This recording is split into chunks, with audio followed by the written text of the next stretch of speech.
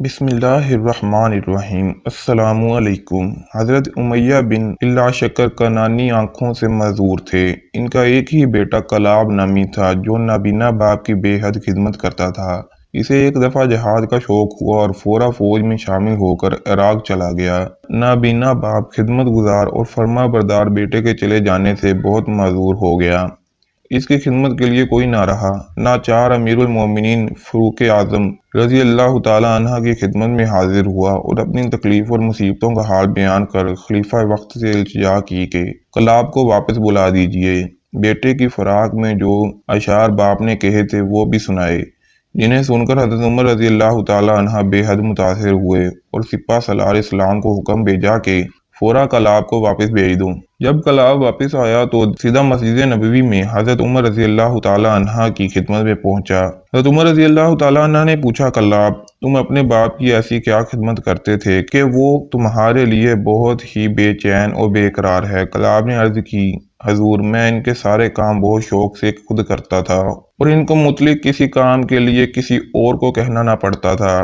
جب وہ دودھ پینے کی خواہش کرتے تو میں اونٹنی کے تھن کو ٹھنڈے پانی میں دھوتا تاکہ دودھ بھی ٹھنڈا ہو جائے۔ دودھ دھونے کے بعد برتن کو صاف کپڑے سے ڈھانپ کر باپ کے پاس لاتا تاکہ اس میں کوئی مکھی وغیرہ نہ پڑ جائے۔ اس پر حضرت عمر رضی اللہ تعالیٰ عنہ نے فرمایا، اس طرح آج ہمارے سامنے دودھ دو۔ کلاب دودھ دھونے میں مصروف ہو گیا اور حضرت عمر رضی اللہ تعالیٰ عنہ نے ایک آدمی کو بھیج کر اس کے باپ کو بلایا۔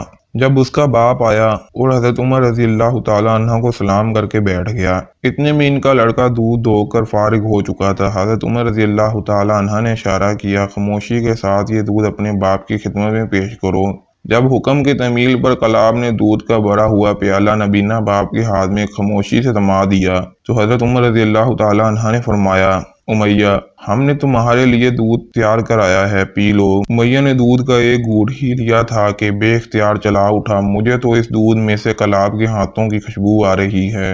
حضرت عمر رضی اللہ تعالیٰ عنہ اور تمام حاضرین مجلس اس نظارے کو دیکھ کر آبزدہ ہو گئے۔ حضرت عمر رضی اللہ تعالیٰ عنہ نے حکم دیا، کلاب اپنے باپ سے ملو، اور کلاب آگے بڑھ کر اپنے باپ سے چمٹ گیا۔ حضرت عمر رضی اللہ تعالیٰ عنہ نے فرمایا، کلاب تمہارا جہاد یہی ہے کہ تم اپنے باپ کی خدمت کرو، اللہ تعالیٰ تمہیں جہاد کرنے سے بھی زیادہ ثواب عطا فرمائے گا۔